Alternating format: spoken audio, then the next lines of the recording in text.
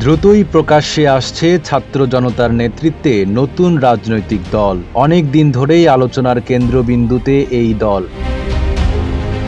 ত্রয়োদশ জাতীয় সংসদ নির্বাচনের লক্ষ্যে তরুণ ও যুব সমাজকে সংগঠিত করার কাজ চালিয়ে যাচ্ছে জাতীয় নাগরিক কমিটি ও বৈষম্যবিরোধী ছাত্র আন্দোলন। এতে জুলাই গণ অভ্যুত্থানে অংশগ্রহণকারী শিক্ষার্থী ও তরুণদের একাংশ যুক্ত হতে পারে এই দলে। নাগরিক কমিটি ও বৈষম্যবিরোধী ছাত্র আন্দোলনের শীর্ষ নেতারা অংশ নিচ্ছেন স্থানীয় সামাজিক রাজনৈতিক কর্মসূচিতে। এমন অবস্থায় নানান মহলে প্রশ্ন উঠেছে, আসন্ন নির্বাচনে কোন কোন আসন থেকে লড়তে যাচ্ছেন হাসনাত আব্দুল্লাহ, সার্জিস আলমরা? মাঠের অলরাউন্ডার আমি, আর ঘরের অলরাউন্ডার টাইলক্স। টাইলক্স টয়লেট ক্লিনার, ক্লিন মানেই টাইলক্স। নাগরিক কমিটির একাধিক সূত্র বলছে, সদস্য সচিব আখতার হোসেন রংপুর ৪ ও মুখ্য সংগঠক সার্জিস আলম পঞ্চগড় ১ আসনে নির্বাচনের প্রস্তুতি নিচ্ছেন। বৈষম্য বিরোধী ছাত্র আন্দোলনের আহ্বায়ক হাসনাত আব্দুল্লাহ কুমিল্লা ৪ আসন থেকে ত্রয়োদশ জাতীয় সংসদ নির্বাচনে প্রতিদ্বন্দ্বিতা করতে পারেন। বৈষম্য বিরোধী ছাত্র আন্দোলনের মুখ্য সংগঠক আব্দুল হান্নান মাসুদ নোয়াখালী ৬ আসন থেকে নির্বাচন করতে কাজ শুরু করেছেন।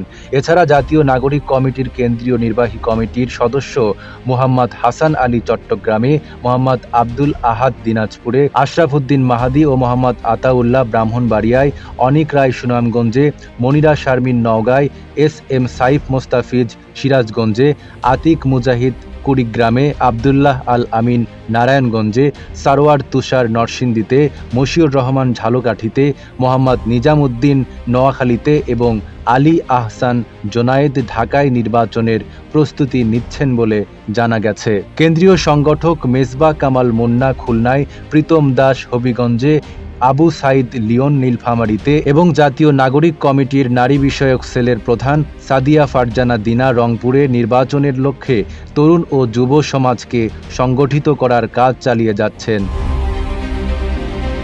ছাত্র জনতার তীব্র আন্দোলনের মুখে গত বছরের ৫ আগস্ট ক্ষমতা ছেড়ে ভারতে পালিয়ে গেছেন স্বৈরাচারী শেখ হাসিনা।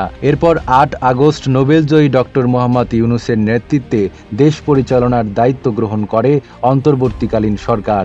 এ অবস্থার মধ্যেই রাষ্ট্র পুনর্গঠন, ফ্যাসিবাদী ব্যবস্থার বিলোপ ও নতুন বাংলাদেশে রাজনৈতিক বন্দোবস্ত সফল করার লক্ষ্যে গত সেপ্টেম্বরে বৈষম্য বিরোধী ছাত্র নেতাদের নেতৃত্বে আত্মপ্রকাশ করে জাতীয় নাগরিক কমিটি।